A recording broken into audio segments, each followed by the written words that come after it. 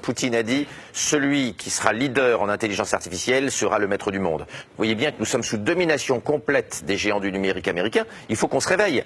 Notre stratégie a échoué. Y a-t-il un Google, Apple, Facebook, Amazon en Europe? Et en intelligence artificielle, nous sommes inexistants. Nous avons perdu la guerre. Enfin, en tout cas, une bataille. Si nous voulons gagner la guerre technologique du XXIe siècle, nous devons changer d'élite.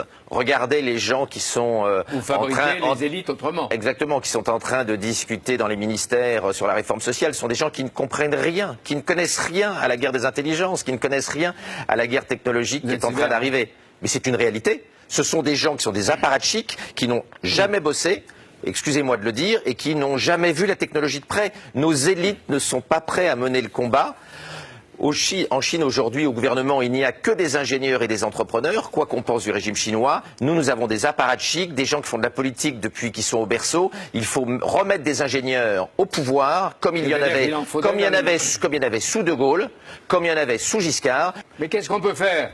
Bosser, arrêter de geindre, développer plein de start-up dans ces sujets-là, payer nos chercheurs correctement. Nous n'aurons pas de chercheurs si on continue à les payer comme ils sont payés au CNRS ou à l'INRIA. Les bons sont en train de partir les uns après les autres. Nous n'aurons pas des bons chercheurs. Vous savez combien gagne un très bon spécialiste de l'intelligence artificielle dans la Silicon Valley? Entre 1 et 2 millions de dollars par mois. Je ne vous demande pas combien il gagne ici.